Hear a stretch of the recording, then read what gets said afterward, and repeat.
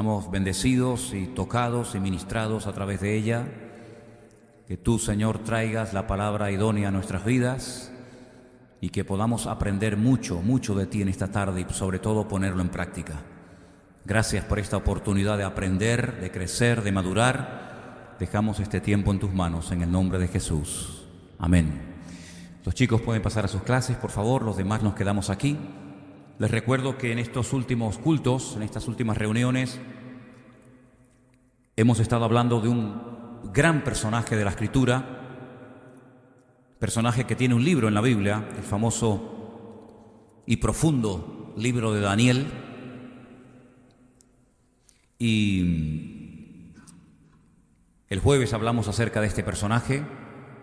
No sé cuántos de ustedes recuerdan lo que aquí se compartió, pero hoy vamos a volver a hablar de Daniel. Y si tuviéramos que ponerle un título a este mensaje, yo le pondría, por ejemplo, Enséñame a hacer tu voluntad. Enséñame a hacer tu voluntad. Todos los cristianos del mundo creo que sabemos a estas alturas, y si no deberíamos de saberlo, que nuestra obligación y nuestro deber como creyentes es hacer la voluntad de Dios. Pero no siempre sabemos cómo se cumple o cómo hacemos para cumplir con la voluntad de Dios. Este título nace de un versículo que leía esta semana en uno de los salmos, concretamente en el Salmo 143, versículo 10. David, autor de ese salmo, le pedía al Señor: Señor, enséñame a hacer tu voluntad, porque tú eres mi Dios. Enséñame, quiero aprender a hacer tu voluntad, porque si yo soy tu hijo y tú eres mi Dios, yo quiero hacer tu voluntad en mi vida. Si hay una persona en la historia bíblica que supo aceptar y llevar a cabo el diseño de Dios para su vida, sin lugar a dudas fue Daniel. Daniel es un hombre con el cual a lo mejor muchos de ustedes se van a sentir identificados, porque Daniel es un hombre que tuvo que dejar su tierra, no porque le hacía gracia dejar su país y marcharse a otra tierra a buscar trabajo o a emprender una vida nueva, sino que fue forzado, fue obligado a abandonar su país, a abandonar su tierra, y lo llevaron cautivo a una nación que en este momento sería Irak, pero que en aquellos tiempos se llamaba Babilonia, cuyo rey principal o más conocido era nada más y nada menos que el rey Nabucodonosor. Daniel sabía perfectamente que nunca más, escuchen bien, nunca más volvería a pisar su tierra. La parte sur del país de Israel donde él vivía, donde estaba generalmente, o donde estaba afincada las tribus de Judá y de Benjamín, allí estaba la ciudad de Jerusalén, allí estaba el templo, y todo eso quedó totalmente destruido. Nabucodonosor destruyó la ciudad, quemó el templo, tumbó las murallas. Y Daniel sabía perfectamente, más o menos con 17, 16, 18 años de edad más o menos, que cuando lo llevaran cautivo a Babilonia, nunca más volvería a su país. Él no se llenó de rabia contra Dios, ni contra Nabucodonosor, rey de Babilonia. Él no le dio lugar a la angustia, a la frustración, a la amargura, a la queja, sino que él supo encajar todos aquellos acontecimientos con una serenidad y con una confianza en el Señor total. Porque él sabía perfectamente que aquellos acontecimientos no habían ocurrido por casualidad. Él sabía perfectamente que detrás de la destrucción de la ciudad, detrás de la destrucción del templo, etcétera, etcétera, algo había sucedido en el mundo espiritual, algo había ocurrido durante mucho tiempo en ese lugar, que había provocado esta catástrofe nacional. Así es que él es llevado junto con 4.600 cautivos a Babilonia. Ese es el número que nos da la Escritura, después le diré dónde, de cautivos que fueron llevados a Babilonia. 4.600 personas. Y después les pondré al final, si me acuerdo, y hay tiempo para decirlo, una tarea para que ustedes vean cuántos regresaron después de un tiempo a Jerusalén. 4.600 fueron los hombres que fueron llevados, deportados a Babilonia. Pero yo quiero que ustedes descubran en diferentes partes de la Escritura cuántos volvieron después de unos años. Ahora, Daniel sabía perfectamente que él nunca más volvería a su tierra, pero miles de judíos sí volverían. Sí volverían. Porque él era un hombre que conocía las Escrituras. Y cuando una persona conoce las Sagradas Escrituras, a las cosas que ocurren, a las circunstancias que acontecen, se las interpreta desde una forma, desde un punto de vista completamente diferente. Repito, él no era un amargado, él no era un frustrado, él no estaba enfadado con Dios, ni mucho menos. Pero él sabía perfectamente que detrás de todos estos movimientos de multitudes de personas, de muertos, de cadáveres, de incendios, de destrucciones, de guerras, etc., Dios tenía todo bajo control. Y a través de un profeta, que ahora vamos a leer algunos de sus textos, él sabía perfectamente que miles de judíos volverían algún día otra vez y restaurarían la ciudad de Jerusalén, y volverían a reconstruir el muro, y volverían otra vez a reconstruir el templo, etcétera, etcétera. Pero vamos primeramente a Daniel capítulo 9, los 2 primeros versículos de este capítulo extraordinario. Vamos a prestar atención a esos 2 versículos. Daniel 9, 1 y 2. Y dice así: en el año primero de Darío, hijo de Asuero, de la nación de los Medos, que vino a ser rey sobre el reino de los caldeos, en el año primero de su reinado, yo, Daniel, miré atentamente en los libros el número de los años de que habló el Señor al profeta Jeremías, que habían de cumplirse las desolaciones de Jerusalén en 70 años. Digan conmigo, 70 años. Más fuerte, 70 años. Daniel sabía que no iban a estar toda la vida en Babilonia. Solamente estarían 70 años. Y después de estos años, volverían a su tierra. Y lo sabía porque él leía atentamente en los textos que el profeta Jeremías había dejado escrito, donde él profetizaba la destrucción de Jerusalén y 70 años después la reconstrucción de la misma ciudad. Leamos dónde Jeremías profetizó ese número de años. Jeremías 25, del 11 en adelante, dice así. Preste atención, hermano. Toda esta tierra será puesta en ruinas y en espanto, y servirán estas naciones al rey de Babilonia 70 años. Y cuando sean cumplidos los 70 años, castigaré al rey de Babilonia y a toda aquella nación por su maldad, ha dicho el Señor, y la tierra de los caldeos, y la convertiré en desiertos para siempre. Y traeré sobre aquella tierra todas mis palabras que he hablado contra ella, con todo lo que está escrito en este libro profetizado por Jeremías contra todas las naciones. Versículo 14. Porque también ellas serán sojuzgadas por muchas naciones y grandes reyes, y yo les pagaré conforme a sus hechos y conforme a la obra de sus manos. Ahí está la palabra profética, ahí está la advertencia. Ustedes son llevados cautivos a Babilonia por 70 años, pero después de esos 70 años, muchos volverán. Lo vuelve otra vez a decir en el mismo libro, capítulo 29, versículo del 10 en adelante, y dice así: porque así ha dicho el Señor, cuando en Babilonia se cumplan los 70 años, yo os visitaré y despertaré sobre vosotros mi buena palabra para hacerlos o para haceros volver a este lugar. Porque yo sé los pensamientos que tengo acerca de vosotros, dice el Señor, pensamientos de paz y no de mal, para daros el fin que esperáis. Versículo 12. Entonces me invocaréis y vendréis y oraréis a mí, y yo os oiré. Y me buscaréis y me hallaréis, porque me buscaréis de todo vuestro corazón. Y termino con este versículo: y seré hallado por vosotros, dice el Señor, y haré volver vuestra cautividad, y os reuniré de todas las naciones y de todos los lugares a donde os arrojé, dice el Señor, y os haré volver a este lugar de donde os hice llevar. ¿Cuántos dicen amén? 70 años está diciendo el Señor a través del ministerio profético de Jeremías. Daniel se va a Babilonia cautivo junto con 4.600 hombres más, y estando allí dice que atentamente él leía estas profecías. Él prestaba atención a estas declaraciones del profeta Jeremías, que ya había muerto, lógicamente. Pero él se agarraba a aquellas palabras Y por eso él no entró en una crisis de identidad, por eso él no se rebela contra Dios, por eso él no se amarga por estar en un país que no ha decidido estar en él, porque él sabe perfectamente que detrás de todo esto hay un plan divino, detrás de todo esto está la mano de Dios. Es decir, él entiende y acepta el diseño de Dios para su vida. Él sabe que su ministerio no va a ser en Jerusalén, como tantos profetas tuvieron su ministerio en Jerusalén, sino que él donde tiene que vivir hasta el día de su muerte y marcar una diferencia y ejercer una influencia sobre aquella generación y sobre aquel reino perverso era en Babilonia.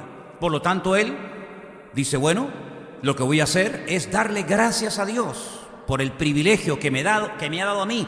En 4.600 cautivos me ha escogido a mí específicamente el Señor, no solamente para recibir este libro, sino para animar y para marcar una diferencia durante los años que el Señor me dé de vida. Él se dejó usar por el Señor. Él tuvo durante toda su vida una buena actitud. ¿Y cuántas veces yo les he dicho a ustedes que lo que marca la diferencia en la vida de un creyente es tener una buena actitud?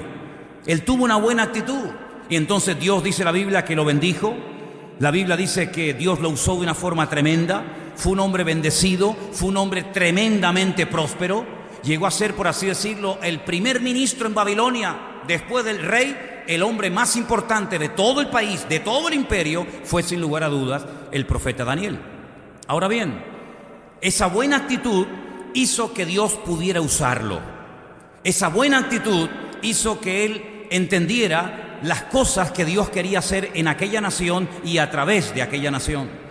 Él se dio cuenta que en más de una ocasión fue protegido sobrenaturalmente de la muerte. El jueves, por ejemplo, los que estuvieron aquí saben que él fue protegido de morir despedazado por leones. Cuando se firmó un edicto en el que se prohibía durante 30 días orar a cualquier dios o pedir cualquier cosa a cualquier hombre, él dice que abría las ventanas de su casa en dirección a Jerusalén, como solía hacerlo anteriormente al edicto, y por la mañana, por la tarde y por la noche daba gracias a Dios y oraba al Señor cada día. Por lo tanto, eso le causó que le hicieran una especie de complot y terminaron arrojándolo dentro de dentro de un foso lleno de leones. Pero Dios lo protegió de una forma sobrenatural y eso no fue casualidad. Eso es la evidencia de que Dios quería usar la vida de este hombre durante algún tiempo más. Recibió revelaciones que ningún profeta del Antiguo Testamento jamás recibió. Recibió la revelación de la primera y de la segunda venida de Cristo o del Mesías. Recibió la fecha exacta de la primera venida del Señor Jesucristo. Daniel capítulo 9. Recibió palabras proféticas tan fuertes, tan extensas, tan profundas, que dice que él no lograba entender qué es lo que Dios quería decirle a través de aquellas palabras. Pero él las escribía y el Señor le decía, séllalas, escríbelas, consérvalas, porque esto no es para tu tiempo, esto es para los tiempos del fin. Dios lo usó muchísimo a la hora de interpretar sueños. De hecho, el rey Nabucodonosor en varias ocasiones tuvo que recurrir a él para entender y para saber qué es lo que había soñado. Así que este hombre está en Babilonia, pero la pregunta que debemos de hacernos todos en esta tarde es ¿por qué Dios sacó a este pueblo, a esta tribu del sur de Israel y lo lleva a Babilonia por 70 años? ¿Qué hay detrás de todo esto? Daniel sabía perfectamente, y espero que todos y cada uno de nosotros también lo sepamos, que Dios jamás se va a equivocar en lo que haga o en lo que diga. ¿Cuántos dicen amén? Daniel sabía perfectamente, y nosotros también juntamente con él, que Dios nunca se va a pasar ni a quedar corto con nosotros, que todo está bajo el control y la soberanía de Dios, que Él sabe lo que hace, aunque no lo entendamos, pero Él sabe lo que hace.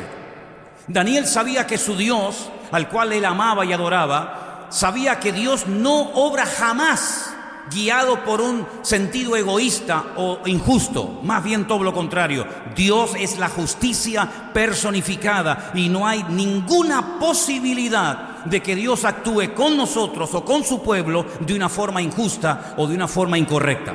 ¿Cuántos lo creen? Por lo tanto, lo que hace este hombre en el capítulo 9, es un capítulo muy extenso, yo he escogido algunos versículos que leeremos ahora, pero les pido que lo lean tranquilamente en casa. La primera parte del capítulo 9 es una oración, pero no una oración simple y para salir del paso, sino es una auténtica confesión pública de sus pecados y de los pecados de su país, que son los que han producido el cautiverio. Vamos a leer, por ejemplo, en Daniel capítulo 9, a partir del versículo 5 hasta el versículo 14, y van a darse cuenta de cosas muy interesantes que Daniel ora en esa oración. Daniel dice: hemos pecado, él se incluye. Hemos pecado, hemos cometido iniquidad, hemos hecho impíamente, hemos sido rebeldes, nos hemos apartado de tus mandamientos y de tus ordenanzas. No hemos obedecido a tus siervos los profetas, que en tu nombre hablaron a nuestros reyes, a nuestros príncipes, a nuestros padres y a todo el pueblo de la tierra. Tuya es, Señor, la justicia, y nuestra la confusión de rostro, como en el día de hoy lleva todo hombre de Judá, los moradores de Jerusalén y todo Israel, los de cerca y los de lejos, en todas las tierras a donde los has echado a causa de su rebelión con que se rebelaron contra ti. Oh Señor, nuestra es la confusión de rostro de nuestros reyes, de nuestros príncipes y de nuestros padres, porque contra ti pecamos. Oh Señor Dios nuestro, del Señor Dios es el tener misericordia y el perdonar, aunque contra Él, otra vez lo menciona, nos hemos rebelado. No obedecimos a la voz del Señor nuestro Dios para andar en sus leyes que Él puso delante de nosotros por medio de sus siervos los profetas. Todo Israel traspasó tu ley, apartándose para no obedecer tu voz, por lo cual ha caído sobre nosotros la maldición y el juramento que está escrito en la ley de Moisés, siervo de Dios, porque contra Él pecamos. Él ha cumplido la palabra que habló contra nosotros y contra nuestros jefes que nos gobernaron, trayendo sobre nosotros tan grande mal, pues nunca fue hecho debajo del cielo nada semejante a lo que se ha hecho contra Jerusalén. Conforme está escrito en la ley de Moisés, todo este mal vino sobre nosotros y no hemos implorado el favor del Señor nuestro Dios para convertirnos de nuestras maldades y entender tu verdad. Versículo 14. Por tanto, Señor, veló sobre el mal y lo trajo sobre nosotros, porque justo es el Señor Dios en todas sus obras que ha hecho, porque no obedecimos a su voz. Si ustedes leen todo el capítulo 9, o gran parte de este capítulo, se van a dar cuenta de que Daniel se da cuenta de que ha habido rebeldía, ha habido desobediencia, ha habido pasotismo, ha habido frialdad, ha sido un desastre la relación del pueblo con Dios. Y todo eso ha traído como consecuencia que el país esté peor que nunca. ¿O ustedes creen que los países caen de la noche a la mañana de un nivel de riqueza a un nivel de miseria así por arte de magia o de gracia? No, hay un proceso, hay una descomposición moral y espiritual detrás de todo eso. Hay leyes injustas, hay pecado, hay soberbia, hay rebeldía, hay brujería, hay santería, hay adulterio, hay muerte, hay injusticia. Es un cúmulo de cosas. Y Daniel sabe perfectamente que ellos se merecen estar allí en el cautiverio, porque por la vida que han llevado, por no haber tenido una sana y correcta relación con el Señor, ahora están sufriendo las consecuencias. Y por eso Él dice: hemos pecado, no hemos obedecido tus leyes, hemos hecho caso omiso de los profetas que venían y nos hablaban en tu nombre, no obedecimos tu ley. Este pueblo se acostumbró a vivir así, como muchos hoy en día se acostumbran a vivir en desorden y creen y se engañan a sí mismos que Dios no se entera o no va a actuar en consecuencia. Esta gente decía: somos judíos, el pueblo escogido de Dios, Dios vive aquí. Por si no lo sabían ustedes, el único lugar del mundo donde el Dios nuestro, al cual adoramos y servimos, decidió vivir 24 horas al día y no salir de ahí nunca, fue en la ciudad de Jerusalén, en el Santo Santorum, en el lugar santísimo del templo de Jerusalén. Esto creó en ellos, más que un sentido del deber y de la responsabilidad, un orgullo nacional, diciendo: Dios no vive en Babilonia, Dios no vive en Nínive, Dios no vive con las naciones que nos rodean, pero nuestro Dios vive con nosotros, está con nosotros. Tenemos el arca del pacto, el arca sagrada, tenemos las tablas de los 10 mandamientos, tenemos los querubines, tenemos el altar del incienso, no tenemos nada. Se convirtió en un pueblo de gente religiosa que creían que eran intocables porque vivían en Jerusalén, porque eran judíos y porque eran descendientes de los patriarcas Abraham, Isaac y Jacob. Y se acostumbraron a pecar y también se acostumbraron a ir al templo. Jeremías durante 40 años les dijo: os estáis equivocando, estáis jugando con fuego, queridos. Si creéis que vuestros pecados no van a sufrir severas consecuencias, os equivocáis gravemente. Estáis cavando vuestra propia fosa y tarde o temprano esto se va al garete. Y ese templo del cual estáis tan orgullosos, un pagano, el rey más pagano y soberbio, lo va a destruir. Se reían del profeta, lo azotaban, lo escupían, lo metían dentro de una cárcel para taparle la boca. Pero Jeremías seguía y seguía, noche y día, 40 años, mañana, tarde y noche, mañana, tarde y noche. Toda una generación escuchó las palabras de advertencia de Jeremías. Creían que era un traidor, que se había pasado al enemigo, porque las tropas de los caldeos, de los babilónicos, habían rodeado la ciudad de Jerusalén, y él les decía a los soldados de Judá, él les decía al rey de Israel, de Judá: arrepiéntanse, y si no se van a arrepentir, no sigan peleando, porque esta batalla no la vais a ganar. Dice que de esta manera los enemigos decían de Jeremías que desmoralizaba a las tropas, que hacía que los soldados tuvieran miedo y pensaran en la posibilidad de entregar las armas al enemigo. Pero él les decía: no peleen una batalla que no van a ganar, en la cual pueden perder la vida, porque por vuestros pecados, por vuestra idolatría, etcétera, etcétera, esta ciudad va a ser destruida. Y así fue. Ellos creyeron durante muchos años que Jerusalén era intocable, la ciudad del gran rey, en el monte de Sión, donde tenemos allí nuestro templo, nuestra Torá, etcétera, etcétera. El enemigo no podrá entrar a esta tierra porque estamos protegidos de la mano del enemigo. Hermanos, nosotros los cristianos estamos protegidos de la mano del enemigo, sí, claro, pero siempre y cuando estemos alineados con Él. Si estamos conectados con el Señor, si estamos viviendo según su voluntad, nada ni nadie nos puede parar ni destruir. El enemigo ni siquiera se puede acercar a nuestra vida. Pero en el momento en el que bajamos la guardia, en el momento en el que no hacemos la voluntad de Dios, somos tan vulnerables como cualquiera. Y eso fue lo que ocurrió. Jerusalén fue destruida. Se preguntarán ustedes: ¿y por qué enfatiza tanto el profeta Jeremías 70 años, 70 años, 70 años? ¿Por qué? Ya lo hemos explicado en varias ocasiones. Para los que lo saben y para los que lo ignoran, lo volveré a repetir. Dios les dio al pueblo de Israel una ley, una Torá, unas instrucciones, en las cuales hay 613 mandamientos. No solamente los 10 mandamientos que la mayoría de la gente conoce y cumplen los que le interesa, y los que no le interesa los dejan a un lado, sino que les dio 613 mandamientos.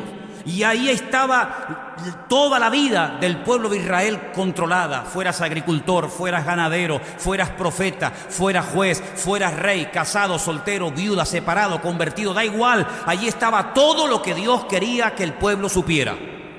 Una de las leyes que le dio, de las 613, consistía en el reposo de la tierra, en el descanso de la tierra cada 7 años. La Shemitah. Una ley que lógicamente solamente podían cumplirla los agricultores. El que no era agricultor, pues no le afectaba directamente, pero el que era agricultor tenía que dejar sus campos, sus fincas, sus terrenos al 7º año sin sembrar. Reposo total y absoluto de la tierra. Dependencia total del Señor, creyendo que la cosecha del 6º año sería tan abundante que podrían vivir el 6º, el 7º y lógicamente el 8º, porque si no habían sembrado el 7º no había cosecha para el 8º. 490 años permaneció Israel desde que entró con Josué, ¿se acuerdan? Desde que entró con Josué a la tierra prometida hasta que ocurre el cautiverio en Babilonia, pasaron 490 años. Si cada 7 años tenían que dejar reposar la tierra y nunca lo hicieron en 490 años, quiere decir que durante 70 años la tierra no reposó. 70 por 7, 490. Esa es la razón por la que el profeta Jeremías dice 70 años, 70 años, 70 años. Hay un versículo que quiero que leamos en esta tarde para que veáis cómo Dios quería que la tierra reposara sí o sí. Segunda de Crónicas, capítulo 36, versículos 20 y 21. Mire cómo lo explica perfectamente ahí el texto. Los que escaparon de la espada fueron llevados cautivos a Babilonia y fueron siervos de él y de sus hijos hasta que vino el reino de los persas, para que se cumpliese la palabra del Señor por boca de Jeremías, hasta que la tierra hubo gozado de reposo. ¿Lo veis? Porque todo el tiempo de su asolamiento reposó, hasta que los 70 años fueron cumplidos. Ellos pensaban que eso de dejar reposar la tierra cada 7 años no era tan importante. Otras cosas eran más importantes, pero esa, al fin y al cabo, algo que hay que hacer cada 7 años, si no lo hacemos, no pasa nada. Y hay muchísima gente hoy en día así. Si yo hago esto, aunque 100% no sea la voluntad de Dios, no pasa nada. Si no vengo a la iglesia, sino cuando me da la gana, no pasa nada. Si no oro, no pasa nada. Si no apoyo la obra de Dios con mis diezmos y ofrendas, como dice la Biblia, no pasa nada. Si llevo una doble vida y mi vida privada es completamente opuesta a mi vida pública, no pasa nada. Si no leo la Biblia mucho y no aprendo textos de la Biblia y no evangelizo y gano almas para Cristo, no pasa nada.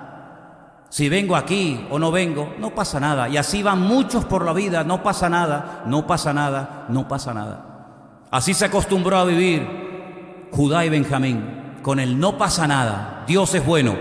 Y claro que Dios es bueno. Y claro que Dios es amor. ¿Y quién dice lo contrario? Pero ese Dios que es bueno, ese Dios que es amor, también es un Dios justo. Y establece leyes y normas, te gusten o no te gusten. No es Dios el que se tiene que adaptar a nosotros.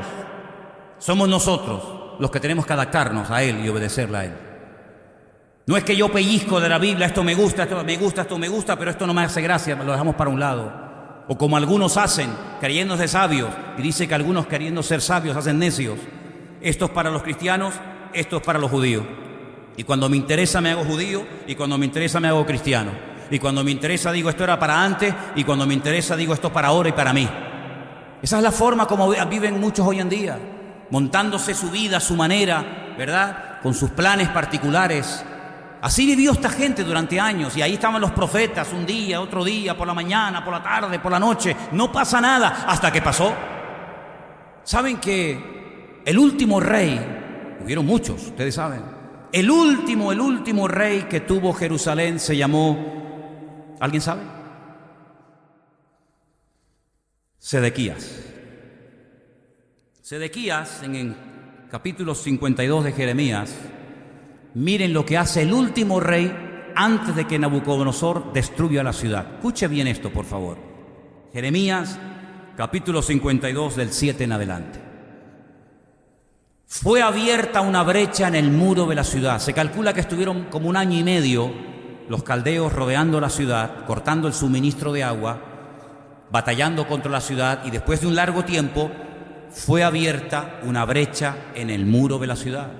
Y todos los hombres de guerra huyeron y salieron de la ciudad de noche por el camino de la puerta entre los 2 muros que había cerca del jardín del rey, y se fueron por el camino del Arabá, estando aún los caldeos junto a la ciudad alrededor. El ejército de los caldeos siguió al rey. Alcanzaron a Sedequías en los llanos de Jericó. Los que habéis estado allí conmigo, sabéis más o menos la distancia que hay entre Jerusalén bajando por el camino del buen samaritano. Es el camino que había y que sigue estando. Y era el camino que llegaba directamente a la ciudad de Jericó, la ciudad de los sacerdotes. Bueno, pues allí llegó a Jericó y lo abandonó todo su ejército. Entonces prendieron al rey y le hicieron venir al rey de Babilonia, a Ribla, en tierra de Hamat, donde pronunció sentencia contra él. Degolló el rey de Babilonia a los hijos de Sedequías delante de sus ojos. Imagínate que maten a tus hijos, que les corten el cuello delante de ti para que sufras. Y también degolló en Ribla a todos los príncipes de Judá. No obstante, el rey de Babilonia le hizo un gran favor, solo le sacó los ojos. ¿Alguien voluntario esta tarde para que se los saquemos a ver si duele? Solo le sacó los ojos. Ay, gracias. Y le ató con grillos y lo hizo llevar a Babilonia y lo puso en la cárcel hasta el día que murió. Duro esto, ¿eh? ¿Te gustaría terminar así tu vida? Terrible, ¿no? Esto se podía haber evitado. La muerte de Ezequías se podía haber evitado. Jeremías le dijo: ríndete, si Dios ya no está con nosotros. Si ustedes hace mucho tiempo que se desconectaron de Dios, ¿cómo pueden pretender que Dios nos defienda cuando ustedes se han limpiado las manos y no quieren saber nada de Dios? Esto me recuerda a lo que pasó cuando cayeron las 2 torres gemelas en Nueva York, ¿se acuerdan? Muchos norteamericanos dijeron: Dios nos abandonó. ¿Por qué Dios permitió que nos atacaran en nuestra tierra y nos tumbaran las torres gemelas? Y el famoso evangelista, que ya está en la presencia del Señor, Billy Graham, dijo: ¿ahora os quejáis de Dios? ¿Ahora le echáis la culpa a Dios, al Dios que habéis abandonado? Después de haber quitado la oración en las escuelas, después de haber prohibido evangelizar en muchos estados de los Estados Unidos a una persona hablándole del evangelio, después de que habéis quitado la Biblia de muchos lugares, ¿ahora os quejáis de que Dios nos ha abandonado? Más bien deberíamos de arrepentirnos y de lamentarnos de haber abandonado nosotros al Señor y no el Señor a nosotros. Pues así pasó, así pasó. El profeta Jeremías le decía: mira, por la mala vida que llevas, Dios no te va a defender, estás solo. Y cuando uno tiene el respaldo de Dios, hermano, uno pelea hasta la muerte si hace falta. Pero cuando Dios no te respalda, ¿a qué te agarras?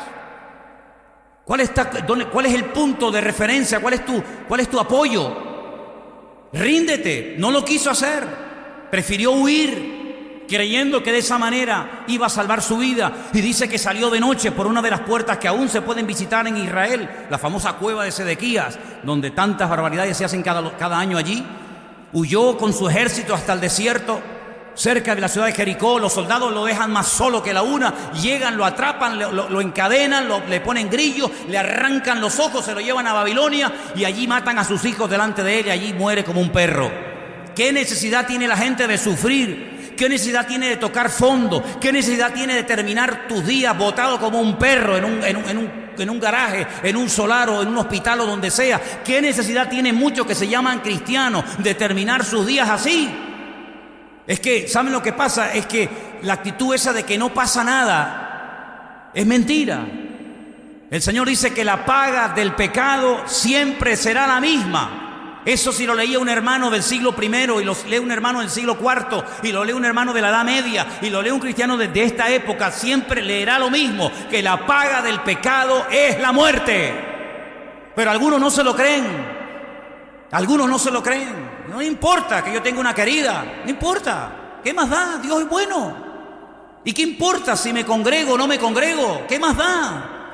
¿Y qué más da si leo la Biblia o no leo? Total, Dios no sabe nada, no se entera. Es como un viejito cansado que ya tiene tantas cosas en la cabeza y tiene tantos asuntos que resolver, que ya si yo hago lo malo o lo bueno, Él ni se da cuenta. Pues no, Señor. Dice la Biblia que los ojos del Señor recorren toda la tierra y Él sabe perfectamente cómo estamos y sabe perfectamente lo que estamos haciendo. ¿Cuántos dicen amén? Ellos creían que podían hacer lo que les daba la gana, pues se equivocaron. Desde el más grande hasta el más pequeño, todos se equivocaron, todos. Ahora fíjense el método, ¿no? Primero viene la palabra, la amonestación. La palabra para sacudir a la gente, para amonestarte, para abrirte los ojos. No haces caso, no quieres oír. Prefieres matar al vocero que hacer caso al mensaje. Muy bien. Viene el juicio, viene el castigo. En este caso, ustedes que aman tanto esta tierra, fuera de aquí, esta tierra es mía, porque la tierra de Israel no es de los judíos, la tierra de Israel es de Dios. Dios es el dueño, mía es la tierra y su plenitud. Aquí nadie tiene Tierra, aunque tengas tu título de propiedad, aunque tengas tus escrituras, el planeta Tierra le pertenece al único dueño, y el dueño de toda la Tierra es el Señor de los ejércitos. A Él sea la gloria. Así que si ustedes no cumplen con las condiciones que yo pongo para vivir aquí, fuera de mi tierra. Y lo sacó 70 años porque Dios había dicho: yo quiero que mi tierra, yo quiero que mi ciudad, yo quiero que mi país cada 7 años se pare y solamente se dediquen a orar, a cantar, a adorarme, a honrarme, a servirme, y que durante ese año no hagan nada más que honrarme y servirme a mí. ¿No queréis hacer caso? Fuera de mi tierra 70 años. Y esas profecías que habían quedado escritas por la pluma de Jeremías, se las llevó. Allí estaban las escrituras en Babilonia. Y Daniel leía y decía: algún día saldréis de aquí. Algún día saldréis de aquí. Él no iba a volver otra vez a Jerusalén, pero Dios algún día va a restaurar y Dios algún día va a bendecirnos. ¿Cuántos dicen amén? Quiero leerles un versículo. Quiero leerles en Jeremías, el capítulo 52, versículos del 28 al 30. Dice: este pueblo que Nabucodonosor llevó cautivo en el año séptimo, llevó a 3.023 hombres de Judá. En el año 18 del mismo rey Nabucodonosor, llevó cautivas de Jerusalén a 832 personas. En el año 23, hay como grupos, ¿no? En el año 23, Nabuzaradán, capitán de la guardia, llevó cautivas a 745 personas de los hombres de Judá. Todas las personas en total fueron, ¿cuántas? 4.600. Es decir, 4.600 personas se lleva cautivas, aparte de los que había matado, los que habían destruido en Jerusalén. 4.600 personas se los lleva cautivos a Babilonia. El salmo que se leyó esta tarde tiene que ver con los cautivos que fueron llevados a la fuerza a Babilonia. ¿Se acuerdan el salmo? Pónmelo otra vez. Ese Salmo 137. Cuando llegan a Babilonia, cansados, heridos, maltratados, pero con algunos instrumentos musicales, junto a los ríos de Babilonia. ¿Cuáles son los ríos de Babilonia? ¿Por qué se llama Mesopotamia? Porque están los dos ríos, el Tigris y el Éufrates, exactamente. Junto a esos ríos de Babilonia, allí nos sentábamos y llorábamos, acordándonos de Sión. Sión es una palabra que se utiliza muchas veces para referirse a Jerusalén, aunque hay un monte a las afueras de Jerusalén que se llama el monte de Sión, pero muchas veces en vez de decir Jerusalén, se emplea la palabra Sión, ¿vale? Sobre los sauces, esos árboles que están junto a las riberas de los ríos, ¿sabéis cómo son, verdad? En medio de ella colgamos nuestras arpas. No tenían ganas de cantar, se les fue el gozo, se les fue la alegría.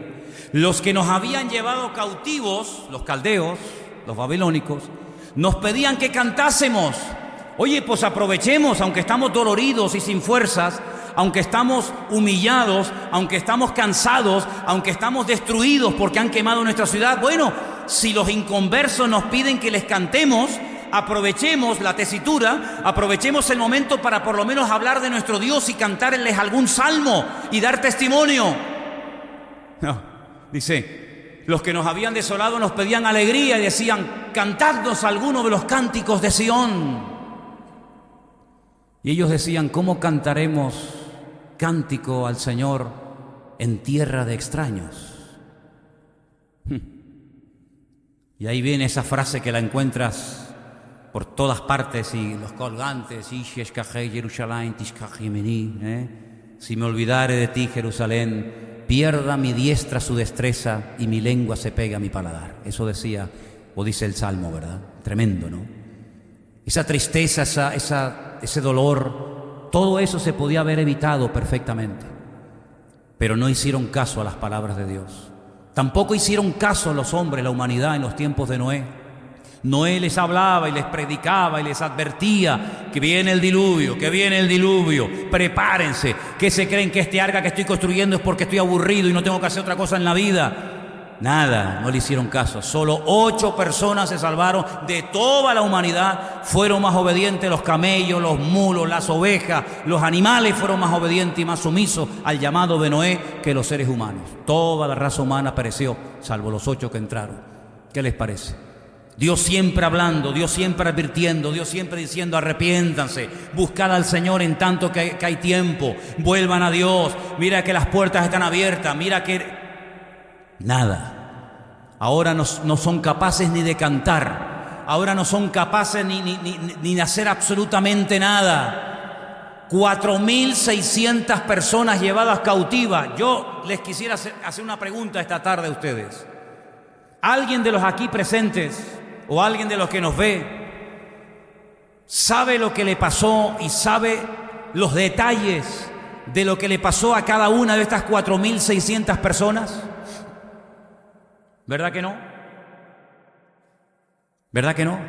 Pero yo les recuerdo que dentro de esa gran masa de gente, allí iba del cual estamos hablando esta tarde, Daniel, al cual le cambiaron el nombre en Babilonia y pusieron Belsasar. ¿Se acuerdan?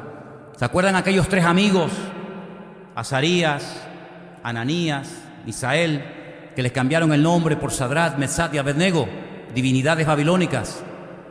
De 4. De los 4.600, podría hablarles horas y días enteros de estos 4, de los 3 amigos de Daniel y de Daniel. Y de los demás, no puedo decir absolutamente nada, porque la historia cuenta que se asimilaron, es decir, se diluyeron en la sociedad babilónica, en el estilo de vida de Babilonia.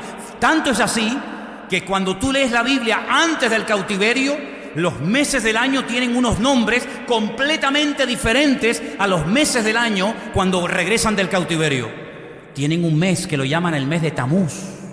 Y Tamuz es un ídolo, un muñeco de idolatría en Babilonia. Cuando volvieron de Babilonia, ya se habían olvidado de hablar, como decía el Antiguo Testamento, judaico, hebreo. Ya no eran capaces de leer ni de entender las Escrituras. Nehemías, sobre todo Esdras, tenía que hacer un esfuerzo tremendo por leer despacito, por poner énfasis en cada una de las palabras y por poder, para hacerles que pudieran entender las Escrituras, porque ya se habían olvidado, se habían asimilado, se habían acostumbrado tanto a la cultura de Babilonia, que hasta en los tiempos de Cristo solamente los religiosos sabían hablar hebreo. La inmensa mayoría de la gente habían adoptado el arameo, que era el idioma de los caldeos en Babilonia. ¿Qué les parece? Pero ¿por qué podemos hablar mucho de estos 3 jóvenes, incluido Daniel? Porque ellos, desde el primer día que entraron en Babilonia hasta que murieron, se propusieron firmemente en su corazón tomarse en serio su relación con Dios. Y por eso pasaron a la historia como hombres de Dios. Por eso fueron usados a la hora de interpretar sueños. Por eso fueron salvados de los leones, del fuego, de los enemigos. ¿Por qué? Porque el que se toma en serio su relación con Dios, Dios lo bendice y Dios está con él. No importa si está en Babilonia, en Japón, en la China, en Venezuela, en España, en Estados Unidos o en la Conchinchina, da igual. Cuando una persona se toma en serio su relación con el Señor, Dios pelea y apoya y defiende a ese hombre. Y no importa dónde se encuentre, si está casado, soltero, si tiene trabajo o no tiene trabajo, si está en la cárcel o está en el ejército o está donde esté, no importa. Cuando una persona como Daniel y como estos jóvenes se toma en serio su relación con el Señor, aunque te cambien el nombre, aunque te quieran meter a la fuerza la religión y la filosofía y la cultura de Babilonia, no te van a cambiar. Te podrán cambiar por fuera, pero por dentro al hombre de Dios no se le puede cambiar, porque ha puesto su mirada y su confianza en el Señor. ¿Cuántos dicen amén? ¿Por qué hoy en día es tan fácil cambiar a un cristiano? Porque hay gente que viene a la iglesia y dentro de un año no los ven nunca más. Y a esta gente los apaleaban, los quemaban, los crucificaban, los echaban a los leones, los echaban al fuego y no había forma de cambiarlos. Les mataban al padre, le quemaban a los hijos, le mataban a la mujer, le violaban a las hijas delante, los llevaban a tierra extraña, le cambiaban el nombre, le ponían nombres de demonio y no había forma de que claudicaran tú. Al contrario, era Nabucodonosor el que tenía que recurrir a ellos y pedir ayuda. Y tenía que decir, como el Dios de Sadrach, Mesach y Abednego y como el de Daniel, no hay otro Dios. ¿Y por qué hoy en día es tan fácil cambiar la mentalidad de un cristiano? ¿Por qué hoy en día es tan fácil manipular a muchos creyentes con falsas doctrinas? ¿Por qué hoy en día es tan fácil que hay creyentes que se van de una iglesia y se van a otra en la que creen totalmente diferente y se comen todo y a todo dicen amén y todo lo aceptan? ¿Por qué? Porque no hay compromiso y porque no hay una realidad, un compromiso real con el Señor. Porque algunos viven de cultos, porque algunos viven de internet, pero no viven de una comunión directa y verdadera con el Señor. Y por eso son tan manipulables, tan volubles. Y hoy están aquí, mañana están allá, y ahora te adoran y mañana te apuñalan, y ahora te apoyan y mañana te cuestionan. ¿Por qué? Porque no hay fundamento, porque no hay base. Pero en las vidas de esta gente que no tenían pastor, no tenían iglesia, no tenían Biblia, no tenían internet, no tenían WhatsApp, no tenían Messenger, no tenían Facebook, no tenían nada, pero lo tenían todo, porque el que tiene a Dios lo tiene todo. ¿Cuántos dicen amén? Eso es lo que nos hace falta. Eso es lo que nos hace falta. Claro, cuando ustedes hagan la tarea que yo les voy a pedir, ¿cuántos volvieron del cautiverio? ¿Podemos saber cuántos volvieron? Sí, claro. Léete Esdras, por ejemplo, y te van a dar los nombres de todos los hombres y personas que volvieron. Suma, a ver cuántos volvieron. ¿Cuánto le costó a Esdras, a Nehemías y a Zorobabel? ¿Cuánto le costó animar a la gente que volvió para que arrancaran de cero y se pusieran manos a la obra y comenzaran a construir el templo? Mira, esta historia de antes, durante y después de la destrucción del templo es enorme. Hay centenares de capítulos y de información. Pero cuando vuelven del cautiverio, cargadas las alforjas, porque resulta que hay un rey llamado Ciro. Esto es una historia buenísima, porque este rey Ciro, antes de que naciera, 150 años de que naciera este rey persa, este iraní, a través de los labios y del ministerio del profeta Isaías, escribe un texto en el que dice que un día va a nacer un niño al cual sus padres le van a poner por nombre Ciro, que será el ungido del Señor y será el que le permita a Judá y a Benjamín volver a Jerusalén a restaurarla. ¿Qué te parece? Cuando volvieron cargados de oro, de plata, de bronce, de todo tipo de materiales para la reconstrucción del templo, porque el Señor le había dicho al rey Ciro: tú me tienes que levantar casa en Jerusalén, tú personalmente, a través de esta gente. Cuando ellos vuelven a Jerusalén, comienzan a poner manos a la obra, pero el templo se detiene. Y por ahí llega un día un tal Ageo. ¿Conocen a Ageo? ¿De qué lo conocen? De la Biblia. Bueno, llega Ageo y les dice: oye, ¿por qué el templo está abandonado? Es como un edificio que se empezó a construir y se dejó a medias, como cuando vino la crisis, ¿se acuerdan? ¿Cuántas obras, cuántas construcciones, cuántos complejos hoteleros quedaron sin puertas, sin ventanas? La gente se metía, arrancaba lo que habían metido. ¿Por qué? Porque no se podía terminar la construcción. Así estaba el templo abandonado, lleno de chacales, de animales. Y Ageo decía: ¿pero qué ha pasado? Ustedes ya hace 16 años que volvieron del cautiverio.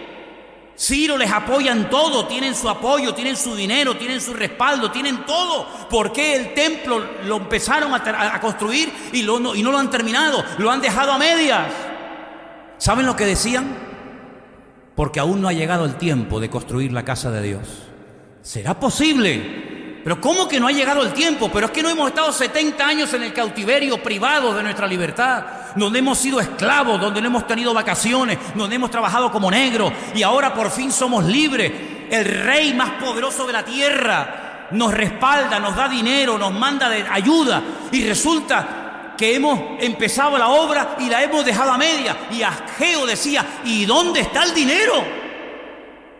¿Dónde está todo el oro y las piedras preciosas? ¿Dónde está todo el recurso material que habían traído? ¿Dónde rayos lo han metido?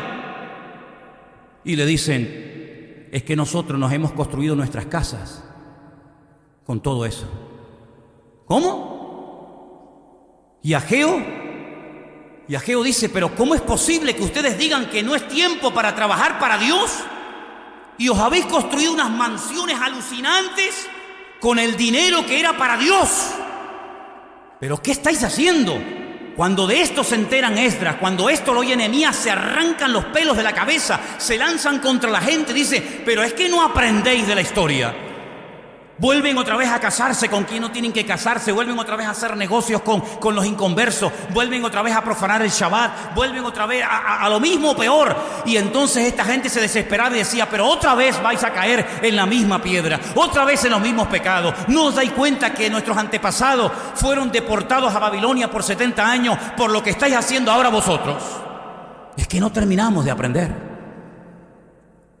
Es una tragedia que algunos cristianos tengan que enfermarse o ver a un hijo enfermo o en la droga para decir, voy a comenzar a ir a la iglesia, a orar un poquito más y a leer la Biblia. Pues existe gente así, aunque parezca mentira. ¿Nos tienen que venir desgracias para que busquemos a Dios? Pues bienvenidas sean las desgracias. Si a través de ellas aprendemos y buscamos a Dios, que empiecen a caernos todas encima. Pero esa no es la forma, ese no es el método que Dios quiere para nosotros, que somos sus hijos y su pueblo y su amada iglesia. Él nos habla y nos instruye a través de su palabra, pero ¿cuántas veces nos tiene que hablar Dios? ¿Cuántos sermones más nos faltan por oír para darnos cuenta de que el no pasa nada es mentira? Sí pasa, aunque por un tiempo parece que escapo. Bueno, pues queridos hermanos, en este ambiente se crió Daniel hasta el día de su muerte. Él nunca más volvió a Jerusalén, él no vio el templo reconstruido, pero él fue fiel a Dios hasta el día de su muerte, porque él sabía que ese era el lugar y el tiempo en el cual tenía que servir a Dios. ¿Cuántos dicen amén? ¿Y nosotros? ¿Cuánto más les tengo que predicar ya a ustedes? ¿Saben cuántos años llevo subido a este púlpito? ¿Saben cuántos sermones hay almacenados en internet? ¿Saben cuántas horas de estudio bíblico y de predicaciones y de consejos y de oraciones hemos tenido en estos últimos 17 años? Si echáramos suma y comenzáramos a sumar todos los sermones, los estudios bíblicos, las oraciones, los consejos, las palabras, no sé qué, no sé cuánto, no es por oír más, no es por oír, y no es porque lo diga fulano o lo diga mengano, sino es porque en el fondo de nuestro corazón yo creo que es tiempo de que comencemos a tomarnos más en serio nuestra relación con Dios. ¿Hay alguien aquí que se va a tomar en serio su relación con Dios?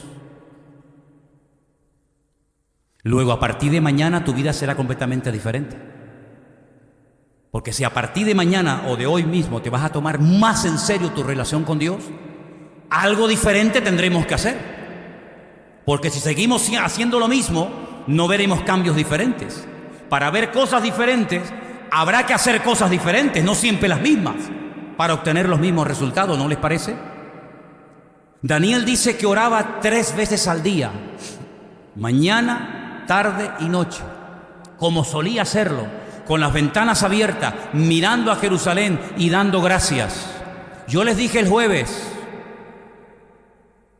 ¿por qué no lo hacemos nosotros durante 30 días? Porque así fue el edicto que se firmó. Durante 30 días, que nadie en nuestro imperio eleve oración a hombre o a Dios alguno, bajo pena de muerte. Y Daniel entró por aquí y le salió por allí y dijo, a mí eso no me afecta.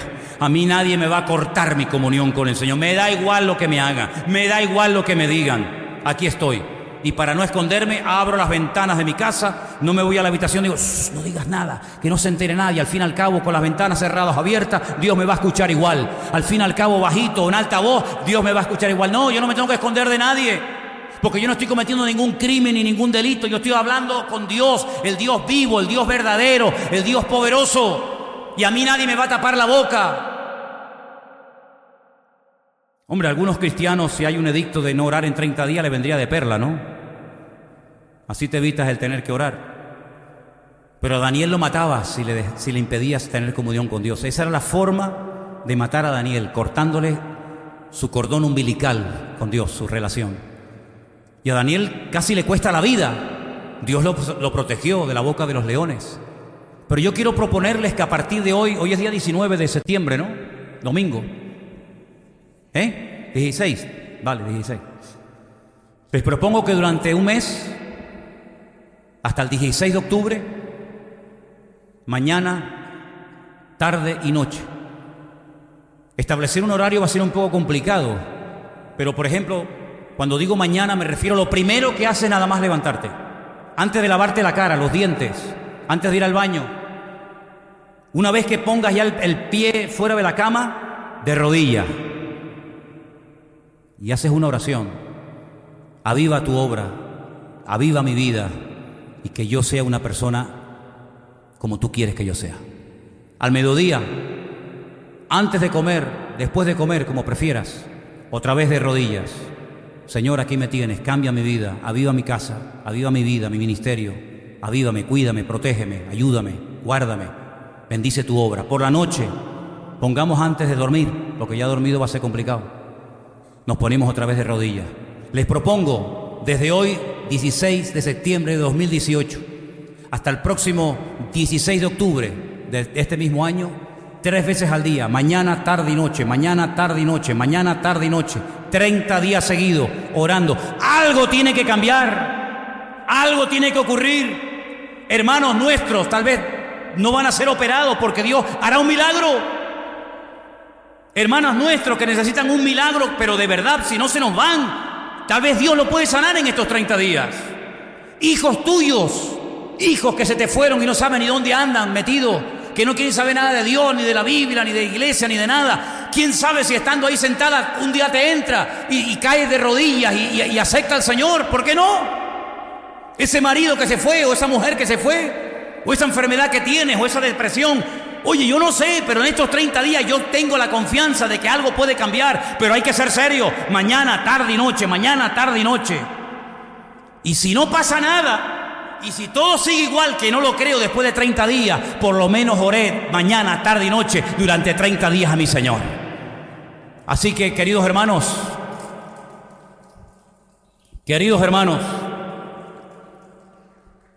no busco gente que para quedar bien digan, sí, yo lo voy a hacer. Porque lo haga usted o no, a mí me da igual. Me afectaría en el sentido que me daría pena por ti, pero yo lo voy a hacer, lo hagas tú o no, me da exactamente igual. Pero solamente le voy a pedir en esta noche, y por favor, mire, piénselo bien, porque usted no se está poniendo de pie a lo que yo voy a decir ahora.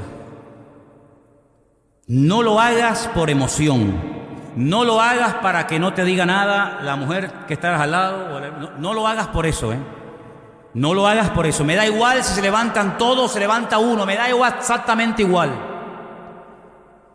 Solamente voy a pedir que los que a partir de hoy, bueno, ya de mañana, ¿sí? Porque si es mañana, tarde y noche, arrancamos a partir de mañana, se comprometan delante de Dios. Yo no tengo ningún compromiso contigo ni tú conmigo. Yo no pacto con hombres, ni usted tiene que pactar conmigo. Esos son rollos raros que enseñan por ahí. Aquí no hacemos pacto con hombres, aquí hacemos pacto con Dios. ¿Vale? Si ha hecho pacto con hombre, ya lo puede estar rompiendo. Usted haga pacto con el Señor. Usted quiere ir en serio con el Señor. Y usted a partir de mañana, cuando se levanta por la mañana, me pongo de rodilla y voy a orar a Dios. Y no que voy en el coche y Señor, no. Lo primero, eso, a mediodía y a la noche, 30 días seguidos. Solamente a eso les voy a pedir que se pongan de pie. A los demás que se queden sentados, no pasa nada. No va a pasar nada si usted no se pone de pie. Solamente los que lo vayan a hacer. Y los que lo vayan a hacer, vamos a orar en este momento para que el Señor nos ayude a todos a cumplir con este compromiso que hacemos delante de Él y que Dios nos ayude el día 16 de octubre aquí decir, Señor, con tu ayuda logré orar 3 veces cada día, por la mañana, por la tarde y por la noche, para que tú avives tu obra y cambies mi vida. ¿Cuántos lo creen? Cierra tus ojos ahí donde estás, por favor. Ahí donde tú estás, Dios te está viendo, Dios te está escuchando, te conoce perfectamente. Dile con tus propias palabras al Señor ahora mismo, Señor, yo quiero, tal vez por primera vez en mi vida, comprometerme a hacer algo así. Por la mañana, nada más levantarme, al mediodía y antes de dormir, ponerme de rodillas, solo o acompañado, me da igual, pero delante de Dios, a orar por mi vida y por tu obra, Señor. Y Dios puede hacer cosas impresionantes en este mes, hermanos, créanme. Estamos a punto probablemente de ver cosas que nunca en nuestra vida se nos habían ni siquiera pasado por la mente que veríamos. Pero Dios nos puede dar grandes sorpresas. Nuestra hermana Rosy necesita un milagro. Nuestro hermano Armando necesita un milagro. Yolanda necesita un milagro. Muchos de los que estamos aquí necesitamos un milagro, un cambio, una renovación espiritual, una transformación interior. No me digan ustedes que hemos llegado a un punto en nuestra vida en el que ya estamos totalmente satisfechos y a nosotros no nos hace falta de nada. No, queridos, vamos a tomarnos en serio este mes y vamos a ir a por todas con la ayuda del Señor. Padre, en el nombre soberano, magnífico y poderoso de Jesús, tu Hijo amado, oramos, Señor, delante de tu altar y queremos pedirte que nos ayudes para que durante este mes podamos cumplir con este voto, Señor, con esta promesa de orar 3 veces por día de rodillas delante de ti, Señor.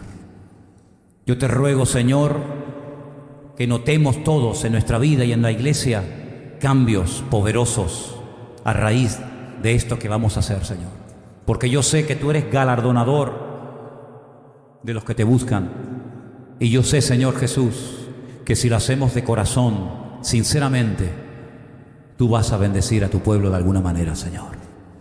Señor, gracias de antemano te damos, porque sabemos que va a ser algo que va a traer bendición a la iglesia, a las familias, a los jóvenes, a los niños, a las maestras de escuela dominical, a cada uno de nosotros va a traer renuevo.